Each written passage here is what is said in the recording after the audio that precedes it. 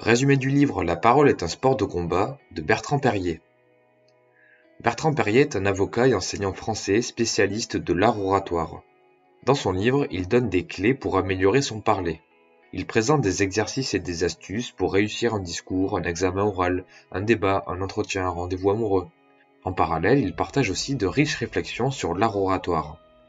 J'ai trouvé ce livre très plaisant à lire, car le fond est captivant, les conseils sont précieux et la forme est efficace. Pour cette synthèse, je vais reprendre les grands principes abordés dans les différents chapitres. C'est parti.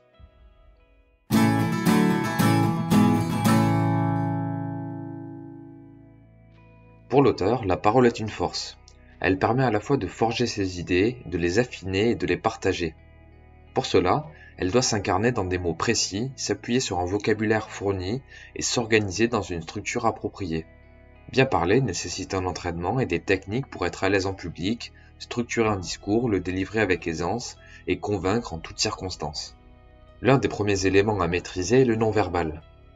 À la télévision, même si l'on coupe le son, on peut avoir une idée assez précise de la tonalité des propos d'un orateur, rien qu'en observant son attitude, ses gestes, ses mimiques. L'auteur explique que la force de conviction d'un discours passe à 60% par le langage du corps, à 30% par les inflexions de la voix et à 10% seulement par les mots. Il donne plusieurs conseils pour adopter un langage non-verbal qui démontre de l'envie, du plaisir et de la détermination. Premier conseil, la posture. Former un T avec son corps. Il faut bien s'ancrer dans le sol, se tenir droit, les pieds écartés dans le prolongement des épaules, de manière à se sentir stable. Pour une posture assise, l'auteur suggère de ne jamais s'asseoir au fond de sa chaise, et les mains doivent toujours rester visibles. Deuxième conseil, prendre le contrôle avec le regard. Diriger son attention vers son audience permet de recevoir de nombreuses informations. Dans le cas d'un petit groupe de personnes, l'auteur conseille de regarder chaque personne alternativement. Pour une assemblée nombreuse située en face, il suggère de fixer un point au fond de la salle. Pour un public qui nous entoure, comme dans un amphithéâtre, il convient de balayer l'audience du regard en décrivant une trajectoire en forme de M et W. Le troisième conseil est d'allier le geste à la parole. L'idéal est de privilégier des gestes ronds qui partent des épaules et font avancer les mains vers le public. Enfin, il faut articuler, ne pas parler trop vite et gérer ses silences. Le silence fait partie du discours. À ce propos, l'auteur conseille de commencer une prise de parole par un silence. Avant de parler, il faut prendre sa respiration quelques secondes, balayer l'auditoire et enfin parler. Cela permet de commencer son allocution les poumons pleins et de réduire la charge émotionnelle.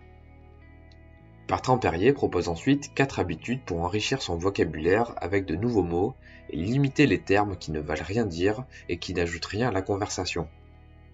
Première habitude, avoir une pratique régulière de la lecture. Deuxième habitude, jouer avec le dictionnaire et le parcourir régulièrement. Troisième habitude, faire l'effort de varier son vocabulaire en utilisant des synonymes et en bannissant les verbes être, avoir et faire. Dernière habitude, stopper les tics de langage. Bertrand Perrier partage ensuite quelques conseils pour gérer ses émotions et surmonter sa timidité. Premier conseil, dédramatiser la prise de parole. Il faut se dire que ce n'est évident pour personne. Deuxième conseil, se convaincre que le public est bienveillant. La parole en public est un jeu gagnant-gagnant. 3. Être authentique. L'auteur conseille par exemple d'oser avouer à son audience que la prise de parole en public est un exercice inhabituel et inconfortable, mais que l'on va donner le meilleur de soi-même. 4. Assumer ses erreurs. Il vaut mieux se reprendre si l'on commet une grosse faute de français, une faute de liaison, de syntaxe, de grammaire ou de conjugaison. Cinquième conseil, faire preuve d'autodérision. Il ne faut pas hésiter à se moquer de soi si l'on fait des fautes et si l'émotion nous gagne. Pour gérer le trac, l'auteur propose aussi de bien respirer pour se détendre, se visualiser en train de parler avant de prendre la parole et toujours avoir en tête un début et une fin pour son intervention. Bertrand Perrier développe ensuite des astuces pour structurer son discours. Structurer son propos est essentiel afin que l'auditoire ne soit pas perdu. L'auditeur doit être pris par la main et conduit là où le locuteur veut l'amener. Un discours structuré se compose de 5 temps. Dans un premier temps, il convient de susciter l'attention de l'auditoire et de présenter sa thèse. C'est l'exorde. La seconde partie consiste à raconter une histoire.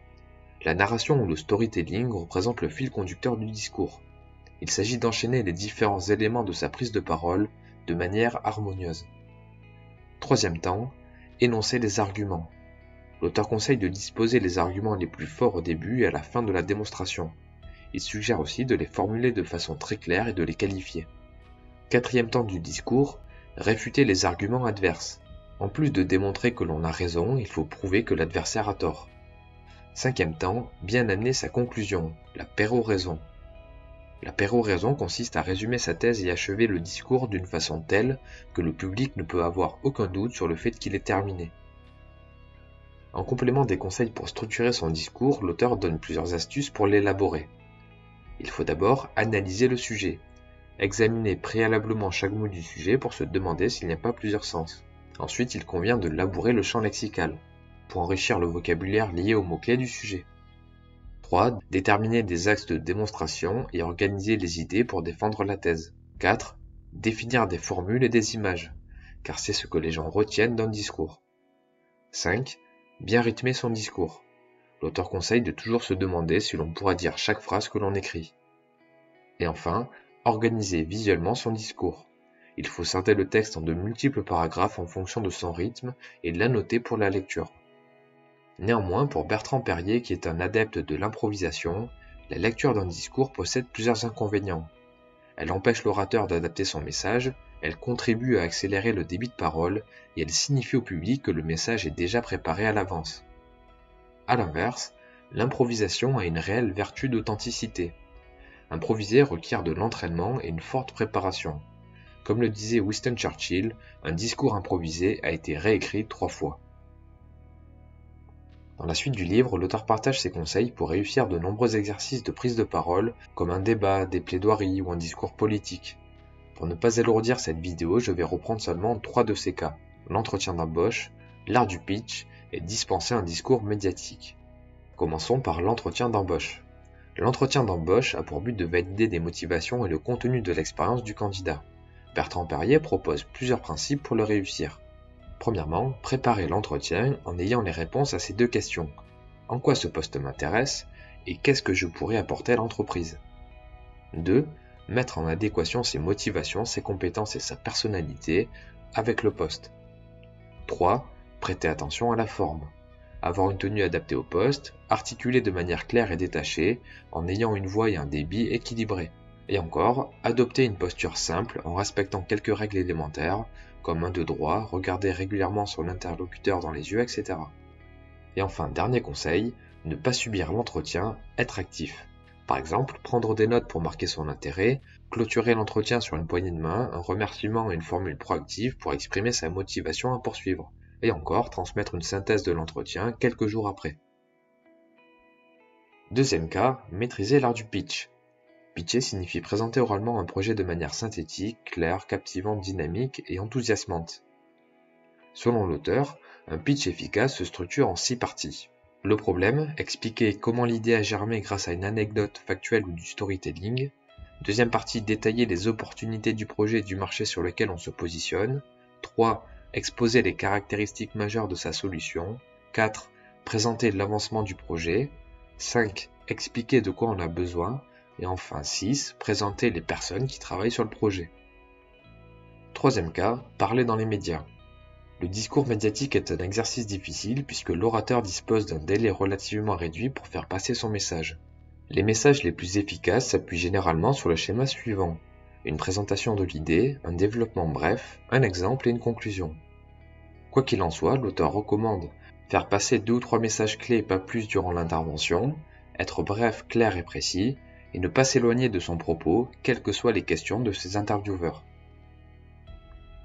Pour conclure cette synthèse, je ne peux que vous recommander la lecture de ce livre. Je l'ai trouvé captivant. Les astuces, conseils et exercices présentés sont concrets et applicables immédiatement. En parallèle, les propos sont clairs, précis, le vocabulaire est riche. Bref, le livre est très plaisant à lire. Pour ceux qui souhaiteraient se le procurer, vous trouverez un lien affilié vers la page Amazon du produit dans la description. Quoi qu'il en soit, j'espère que le contenu vous aura plu. Comme d'habitude, vous pouvez télécharger gratuitement la fiche résumée sur mon site internet. Pour finir, je vous invite à vous abonner à la chaîne et activer les notifications pour être informé lorsque de nouvelles vidéos paraîtront. C'était Mr. Fanjo, à très vite.